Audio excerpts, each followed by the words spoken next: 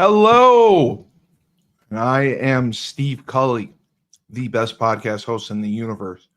This is called Bloodlines and Betrayal. It's a brand new podcast.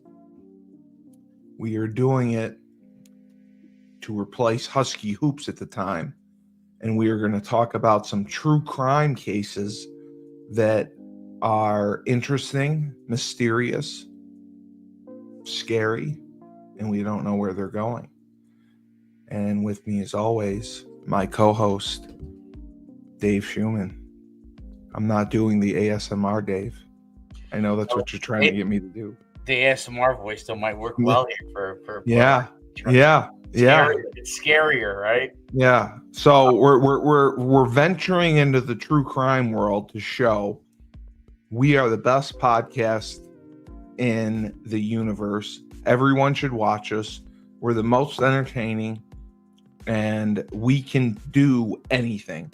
We can talk about anything and make it entertaining and informative and give you insight and analysis. That's why we're the best. And that's why I said lock down my balls.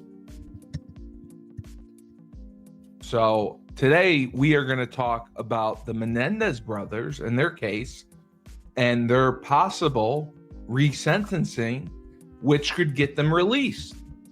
Now, Dave and I both had differing opinions on the subject, but it's a very, very good case. And I followed it. I watched all the specials. I watched all the documentaries. And I think that they had a mistrial. I think they should have, the second trial, the judge was unfair to them and didn't let them use certain things. So they ended up being convicted. Namely the abuse from when they were younger, right? As being admissible in Well, the whole thing started with there was abuse by Jose Menendez, the father, okay? Alleged. Alleged. And it started with the older brother, who I believe is Lyle. It started with Lyle. And it happened for years when he was like 7, okay? And, Jose would take him and he would work him out, play tennis, and then after he would stretch him. But after during the stretching, there would be a little fondling and touching that went on for years. And it really scarred Lyle. So then, unfortunately, it happened to Eric as well. Eric got touched. And the younger one was the better tennis player, correct? The younger one. The one of I think it was Lyle that went to Princeton. I'll double check on that. And this is alleged. This is not at all. It is not all alleged. Okay. Their cousins testified during the trial that Lyle had told them about the abuse. Right. So Lyle is telling them, and Eric's telling them. So it was secondhand. Yes, but it was. Can I read the background of the case just to give people a little? So on August 20, 1989, Lyle and Eric Menendez shot their parents multiple times with shotguns, later attempting to fabricate an alibi by attending Batman. Yep. Right, attending a movie and disposing of the weapons. That's the first thing that, premeditated. Well, it was premeditated, 100%. 100%. They were trying to claim self-defense, which was wrong. They claimed the murders were a response to years of sexual and emotional abuse by their father, Jose Menendez, a former RCA Records executive. Prosecutors argued the motive was a financial gain, noting the brothers' lavish spending following the killings. That was the first sign. Their first trials in 1993 ended in hung juries, but a Yes. 1995 retrial led to the convictions and life sentences without parole in 1996. If you want, I'll read to you the reasons for potential parole as from different resources. Okay, so Well, I just wanted to say the second trial, okay, the yep, judge limited the defense. okay, Limited the defense to 64 witnesses, which they had more. And they also the judge limited the testimony of the allegations of the abuse. Like Eric alleged that Jose told him he was written out of the will. So the judge really cut the defense down. So that made a huge difference. And also, there were no cameras allowed in the killing. And, Lyle, during the trial, yes. Okay. And they also were allowed to say, they called Lyle's former fiance, which she was not allowed to testify in the first trial, that Lyle tried to bribe her to falsely testify that the mob killed the parents, which she originally believed. And she testified that she regularly visited Lyle in prison, and he offered her a bribe, money, to claim that Jose Menendez made sexual advances toward her. So that testimony was paramount to the conviction. You can go ahead. Yeah. So there are some things that are first of all, I don't believe a thing that comes out of their mouth. So it's just because they're wealthy. You don't believe rich kids who didn't get their way and didn't like that. Now, listen, I don't know if there were some shenanigans that went on, but they didn't get their way. They didn't like it as they were adults at this point. They were, and they got everything handed to them. Who could make decisions? Who were graduated from Ivy League schools? I think. Well, they didn't graduate or whatever. Lyle, that was part of the issue. Lyle actually flunked out of Princeton. Okay, so he didn't like to work hard. He didn't want to. So there's a lot of things there. And he got into Princeton. They lived in Princeton. They lived there, and Jose was a legend because he created Menudo.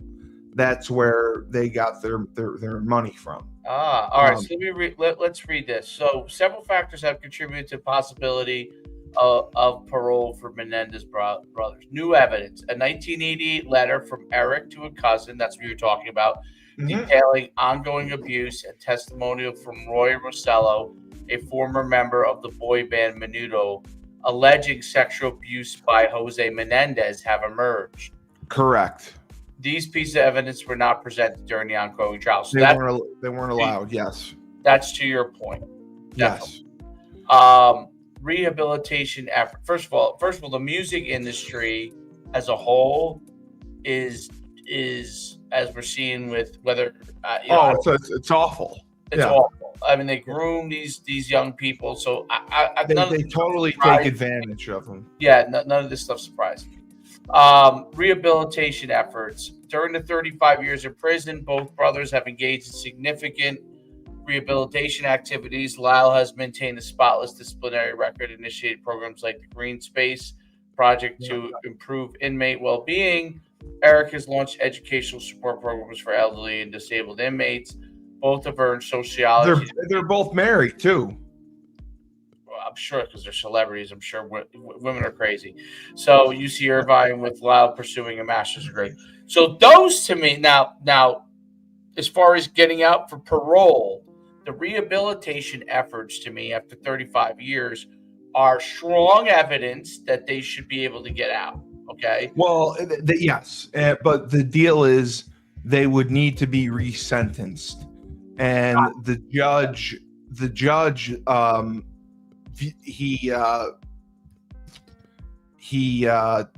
I can read it. He's in their favor. He worked. Yes, he picked their favor.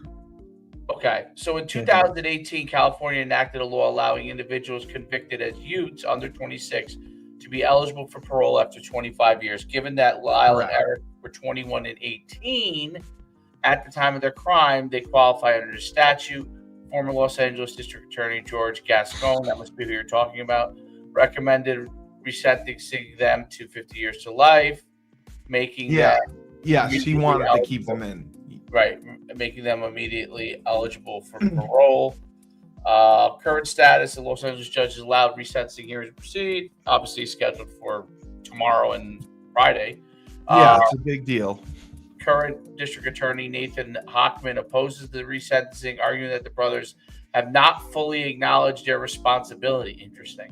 If the judge approves the resentencing, the case will move to California Parole Board and potentially to get Governor Gavin Newsom for final review, who 100% is going to approve it because he's a left-wing nut.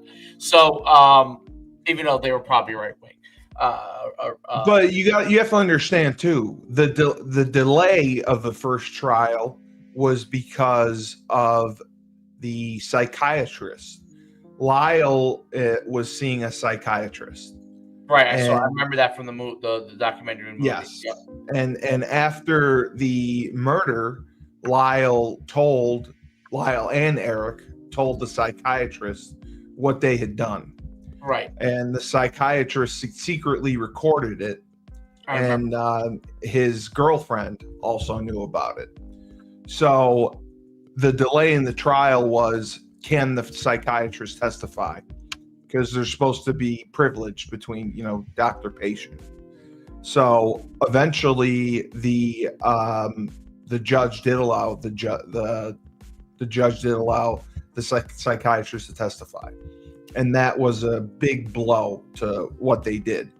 But they have not taken full responsibility because they still claim everything is about the abuse. The abuse is why everything happened. But unfortunately, after the murder, they spent hundreds of thousands of dollars. They invested in businesses. They traveled. Lyle bought a buffalo wing restaurant in Princeton. They got Rolex watches. They got Porsche Camaro sports cars. Eric, who is the better tennis player, got a full-time tennis coach and competed in a series of tournaments overseas. They eventually left their Beverly Hills mansion unoccupied, choosing to live in condominiums in nearby Marina del Rey. They also ate at the best restaurants, took overseas trips to the Caribbean, to London. They went to New York Knicks games, Lakers games. They spent a fortune. So that caused the police to be very suspicious of what they did.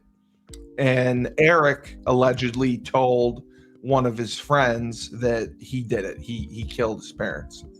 And obviously he did it. And now this is the crazy part, okay?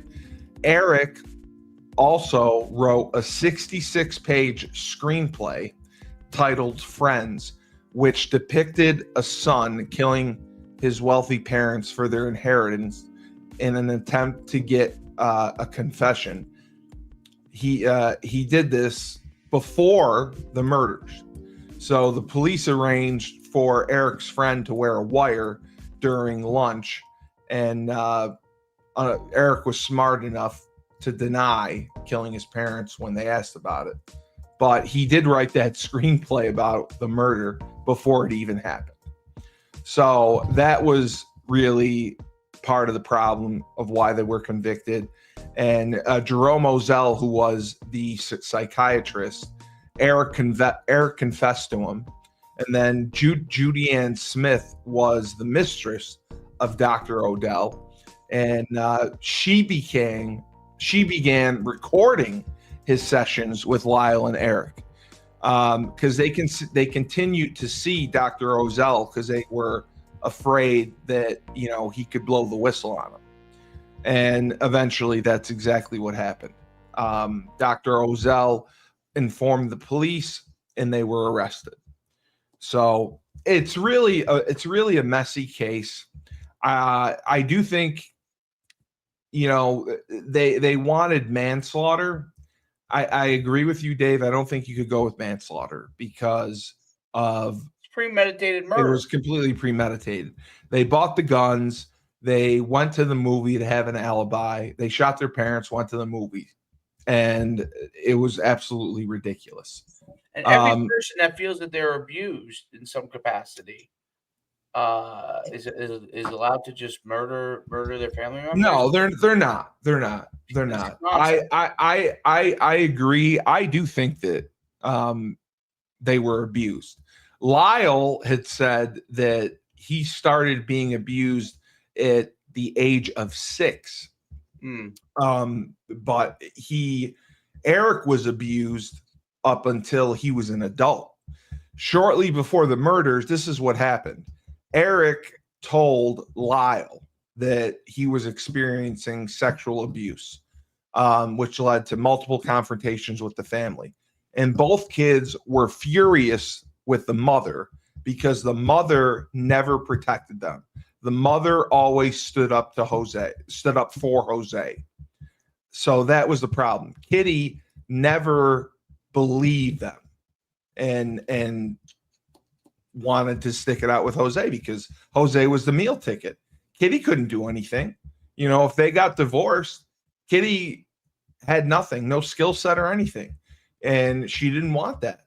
So there was a time where Jose closed the door when he was abusing Eric, and Kitty watched it happen.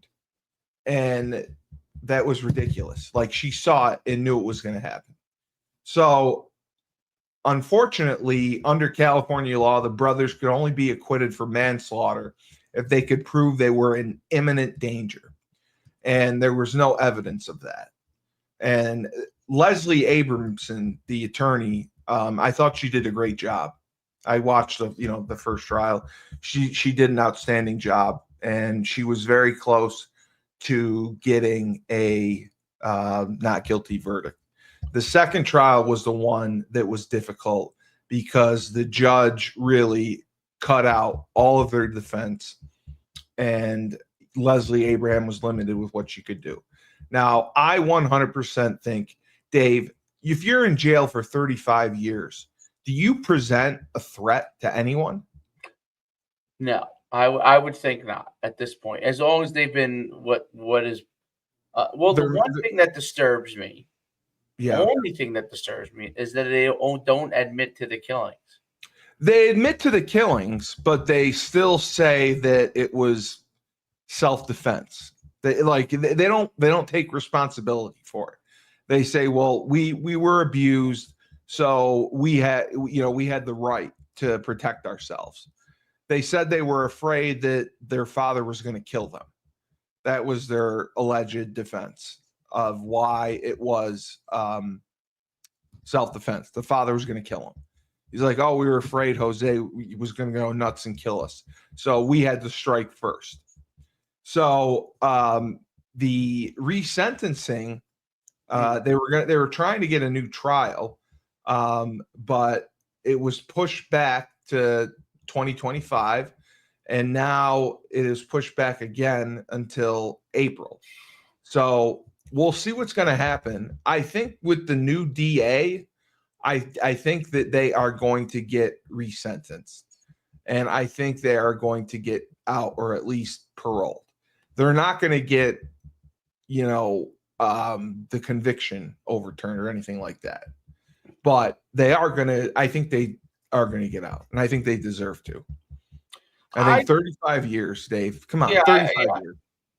Yeah, I mean, I think at this point, only if, the key thing is if this other evidence is a reality, then I would say that there's reason that after 35 years to parole them and give them a second opportunity. Yeah. I would not Sure. overturn a conviction. Which won't happen. Right. But parole, you could watch them. You could see if they are on the Being outside. on parole is no picnic. Right. That's what I'm saying. You could they got to go to a halfway house at first, and then you could monitor to see if they're behaving properly and if they violate any of the parole terms. And so I don't see a huge issue there. Dave, my issue is like your tax money and our is tax money are paying for them in prison. You know, we pay for the prisoners. well, the only thing is if they weren't such a high profile case, okay, the argument on the other side is what about other people who have committed those kind of murders that have a life sentence? And are not getting the same. They're not getting parole. They're not getting an opportunity. They don't have as much money as the Menendezes to be able to get. Well, you have to understand, Dave, the family supports them. Yes, the family supports them. So I read. So this came. Let me see. It says.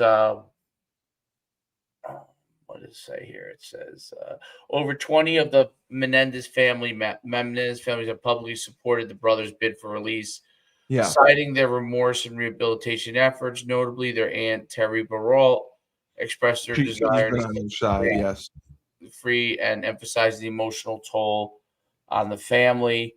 Despite growing support, Los Angeles District Attorney Nathan Hawkman opposes resentencing, arguing that the brothers have not fully. We talked about that already, right? But does it say in the article during this hearing their 85-year-old uncle passed out when he saw the murder pictures? They showed the pictures of the bodies of Jose and Kitty, and the 85-year-old uncle in court passed out and had to be taken to the hospital because it was so brutal. That's the other part. Like they came, the brutality of the murder, and what it's unbelievable to their parents. Was shocking, and yeah. So there's no public record. There's no public record of them passing out during court. However, it's noteworthy that a juror in Lyle Menendez's trial suffered a heart attack during the penalty phase. Juror later stated, that's what it was. It says the aunt. The Menendez brothers, the aunt was 85. She was unresponsive because of the pictures or whatever. The juror later stated she would have voted for the death penalty, suggesting her replacement may have influenced the outcome. Additionally, the brothers' uncle, Milton Anderson, who was 91 years old at the time, opposed their release, passed away in 2025. Oh, wow. Okay. I didn't know that. I did not know that. But the Menendez brothers showed up for their family showed up for the hearing, and they spoke out, and they said that the brothers should leave prison. They should be resentenced. And the only one was so it is the aunt wants them to leave because she said, I'm 85 years old. I have tried to go see them as much as I can, but it's hard because I live in New Jersey and I'm 85. I don't have much time. She wants them out. And I just think, man, you're not a threat after 35 years. You've been in there 35 years. Prison is supposed to rehabilitate you. And I don't know if that's the case. And I don't know. I think they've done the best that they could do for themselves. Right. And I think that they deserve a chance to live a normal life. Like, why keep them in prison for 50 years? Like, it doesn't do anyone any good, and we pay for it. The taxpayers fund it. Fund every day, fund their meals, fund their housing. Get them out. Get them out. That's my opinion. It's interesting. This is interesting. Okay, I'm going to read this to you. Take it for what it's worth. Milton Anderson, the late uncle of Lyle and Eric Menendez, brother to their mother, Kitty Menendez, was a prominent family member who opposed their release from prison. He firmly believed that his nephews committed the murder out of greed, not due to alleged abuse. Motive of greed, Anderson asserted brothers killed their parents after learning they were to be removed from the will, motivated by the prospect of inheriting their parents' substantial estate. He dismissed the brothers' allegations of sexual abuse by their father, Jose Menendez, considering them fabrications intended to justify the murders. Anderson questioned their brother's rehabilitation, citing alleged violations of prison regulations, which is true, including unauthorized cell phone use and involvement in drug trafficking. Wow, I didn't know that. He expressed frustration over being excluded from discussions regarding brothers' potential resentencing, learning about the developments through media reports rather than official channels.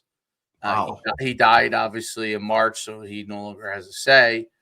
But that's very interesting. That's going to be brought up, and that's going to be brought up in the resentencing, definitely. I think it's hearsay, though. You think they can? I wonder if they can bring it up. I don't know if there. Well, there has to be evidence of them drug trafficking or authorized cell phone. Oh yes, in prison, yes. I'm sure there is. I'm sure there's. What else do they do? Steal cigarettes? I mean, but even so, Dave, 35 years. I mean, sorry, you don't think that's excessive? I mean, what they did was heinous and brutal, and the worst you could possibly do. Well, the question is, what constitutes a life sentence? What kind of crime constitutes a life sentence? Let's not even talk about the crime itself. Yes, the crime itself requires a life sentence, but the superseding factors, in my opinion, the abuse, alleged superseding factors. I don't know if it's alleged, though, because they told people beforehand that they were being abused. I mean, the cousin testified to that. Were they letting this be known when they were teenagers? I mean, when were they? Yeah, it was when Lyle was abused when he was young, when he was 6 to 8 years old, and then it stopped. Eric was abused from the time he was 6 until a teenager. That's tough to prove. I'm not saying you can't have that stuff. Yeah, the one who was abused to was a teenager. That's a little bit easier. Eric, that was Eric. Yes, that's a little easier to prove. Yes, because he's actually much more cognitive. If you watch his testimony, he cried. I mean, he couldn't get through his testimony at the first trial with Leslie Abraham. If you watch the first trial, when Eric testified, all he did was cry when talking about how he was touched by his father. And his testimony was limited in the second trial, which is why I think they were convicted. I do think the crime was heinous. Is there a chance that their father was like, look, he was obviously a narcissist, the father. Jose was, yes. Yes. And so obviously there was probably some level of a minimum emotional level of abuse, right? Very. Right. Which is very damaging, obviously. Very, very damaging. I think it's worse, the emotional abuse. It might be, or at least equal, I guess. But which could be very damaging, often hard to quantify, very damaging. Yeah. And can make you do things that you probably would not normally have done. I would have been. I think they should get parole, but if all these things have been true, meaning they were model citizens in jail, if that actually was true. But as far as what they did, I don't think there's any justification. You can't justify it. No, you can't. I mean, their argument for self-defense. We've all been through this. You've been bullied. You've been in a fight because of it. Maybe you beat somebody up. You didn't murder them, right? Exactly. And so you could have chosen, if you were beating somebody up in a fight, to take it to that level, right? Correct. But you didn't. So you had control, right? And so that's the big question as far as for me, is this whole thing is like, where does self-control come into this, and where is the mind? Is the mind too far gone at a certain point of abuse where there is no that's what they're arguing. They're arguing that their minds are gone to so far. Yeah, they snap. It was an out of body experience. Now the whole reason it happened was because Eric told Lyle, he's like, I'm still being abused by Dad. And Lyle went up to the father and said, if you ever touch Eric again, I'll fucking kill you. Right. And he touched him again. And then, well, that's what happened. So that's what they say happened. That's what they say. That's what they say happened. Yes. And I think the abuse is real. And I 100% think that they need to be resentenced and they should be. It's hard to, all right. So let's go back to that time period. That's the 90s, right? I think I was in college during that time. They're probably around my age, maybe. Yeah, they're in their late 50s. Yes. Oh, they're older. All right, they're older. Okay, so so they're in their late 50s. No, that can't be. Yeah, they are. Yeah. Okay, so I thought it was 96 when they did the killing. No, it was in 90. 90. Oh, 96 was okay. The trial took a while because they appealed the psychiatrist testifying. That's what took so long for the trial. So there's probably no doubt that a lot of parents were probably emotionally abusive during those days. Of course, yelling was often definitely a often utilized tool in a lot of instances. And I could tell you, the hardest thing about the whole thing is it seems like Jose Menendez definitely had a level of narcissism at minimum, right? And at maximum was some level of abusive. Okay. Correct. Could be wildly abusive, actually. We don't know. And then for years. What, like the Menudo thing, I think is an important thing because it's outside of. It's another source. It's another source, right, of where it was happening to validate the abuse. To validate it, right? Because my guess. Yeah. Go ahead. No, that would validate it. The question is, does the abuse validate them murdering their parents? Does that give them cause to murder their parents? Now they say they were in fear for their lives, that the father was going to kill them. But I don't think it gave them cause for the murder. But they committed the crime, and it's been 35 years. I think it's time for them to be released. So we'll see what happens. It's Friday, I believe, right? The resentencing hearing. So we'll know. Yeah, we'll know. Christy loves it. What are you reading? Their comments? Oh, yeah. God, they're Bloodline. You guys host every time. Oh, Chris D, you're the man. I love you, Chris D. Jim Moore press conference going on. He just released on Store Central, going to listen now. Oh, Dave, Cole Welliver entered the transfer portal, by the way. I'm not shocked. I would if I were him, to be honest. All right. I mean, if you were advising a 6'6", 225-pound quarterback who can't even sniff an opportunity for reps, would you advise him? No. Yeah. And I have no. By the way, we have no idea how good he actually is. So no. But anyway, sticking to Bloodlines, I think this is. I think your points are really valid. Because my father's an attorney, so I know everything. Yes, that's true. And I do think you have good insight from that standpoint, because he's probably defended people that have.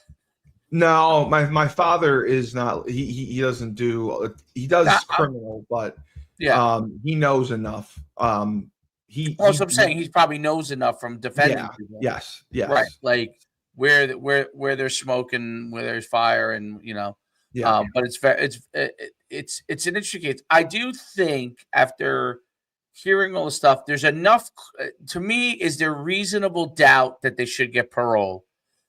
In my guess, to Mitt, there is reasonable doubt enough that they should get parole. Not from the murders, not because they did murder, but reasonable doubt in the sense that there may have been some causation, and then even though they could be completely full of shit. I don't know. You know what I mean? None of us really know. But if they've been good in prison as far as not causing issues, and then there's no doubt. To me, it would be a couple things for parole. Do I acknowledge that I committed a crime independent of what was done to me? I don't think they'll say no. I don't think they'll say no to that. I think that's something that's important because they have to admit it. Yes, they have to admit that. Hey, listen, we did this. Maybe this happened, but that does not give me the right to. What I did was wrong. It was heinous. Yes. You could go to the police. You know. Yes. Exactly. You could go to the police, and could they go to the police when they were 8 years old? Probably not. Obviously, they didn't know. They could go to a teacher. They go to a counselor. But they were 20 years old and 18. They were not kids anymore. Yes. They weren't babies. No. They could walk. Now, I believe that there's a psychological toll. Absolutely. There's no doubt about it. They're probably weighing the things that they have to lose if they did that, right? But there's no doubt that if you go and commit murder, that you're going to lose everything. Yes, and they did. So when you're weighing alternatives in the situation that maybe let's play the advocate on their side. This stuff happened.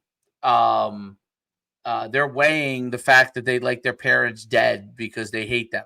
Okay. They're weighing the consequences of they may not get money if they go to the police, right? And they can't prove it, right? They'll get cut out of the will because there is a money motive here.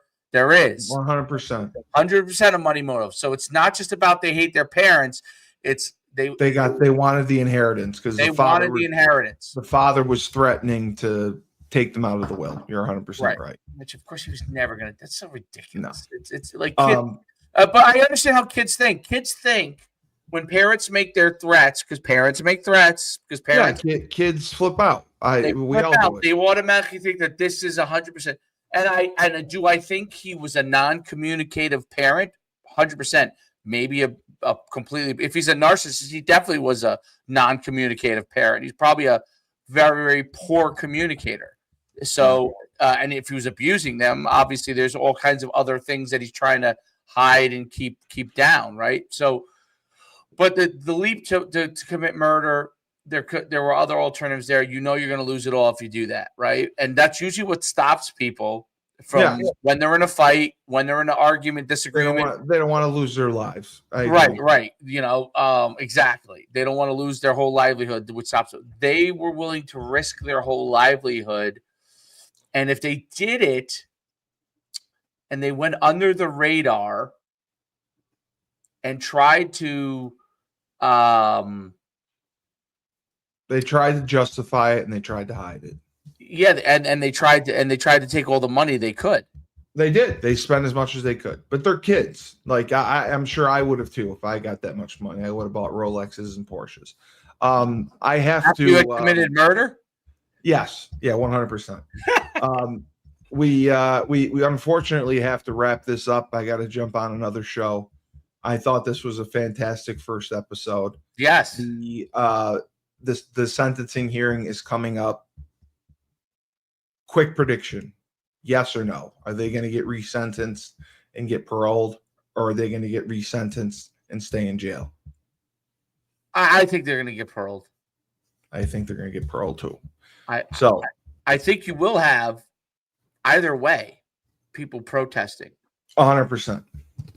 So for the first episode of Bloodline and Betrayals, a true crime podcast, we analyzed the Menendez case inside and out, the resentencing that is coming up.